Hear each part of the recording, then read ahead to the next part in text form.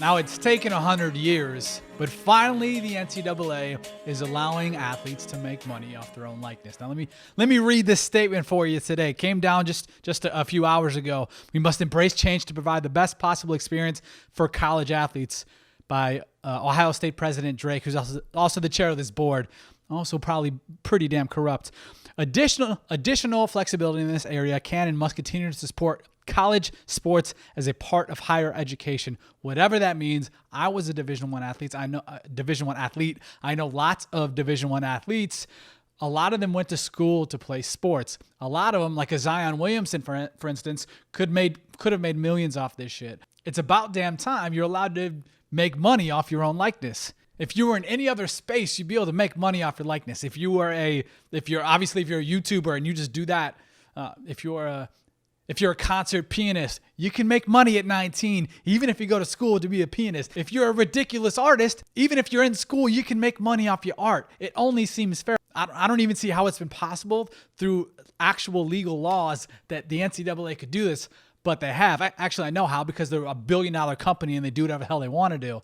They just hide behind the idea of free college education. We all know that's BS. It's not worth, for me, an athlete who was just a guy on the team. I wasn't great. I wouldn't have made a cent off my name.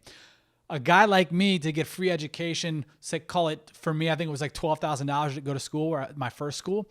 That would be great. But for some of these other people that would make millions off of them, it's completely unfair to call it education and call it an equal trade-off.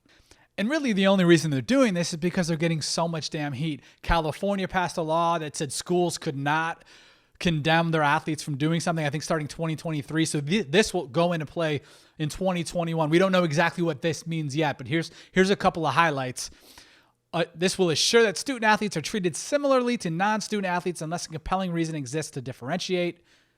Again, it's tough language to kind of get through. What does that actually mean, and what are they actually doing? This will maintain priorities of education and the collegiate experience to provide opportunities for student athlete success. The whole point of going to school is to succeed and make money after, right? Isn't that the whole point of this thing? To get an education so you can get a good job and make good money. Well, if you're able to make good money at 19 while you're going to school, why the hell wouldn't you be able to do it? They want to ensure rules are transparent, focused, and enforceable, and facilitate fair and balanced competition. Now, that's going to be tough, because if I go to Alabama, or where I went to school, Bowling Green State University, those aren't comparable. The ability for the person at Alabama, who's a big-time star, to make money off his likeness is totally different than me, just a guy on the team at Bowling Green State University. That being said, also males, females, there's that whole deal. That'll be interesting to see how they differentiate, as they say, and what they'll do with that. They've got a couple other ones too, but this one's interesting. Reaffirm that student athletes are students first and not employees of the university. What the hell does that mean? If you're making billions of dollars as a company, the NCAA, how are you not working for them? So who knows where all this goes, but I like where we are today. It's starting. The NCAA is starting to buckle their little knees, their little billion-dollar knees, to these 18, 19-year-old kids who should be getting paid for all the money that all these other people are making off of them. And I'm glad it's finally starting.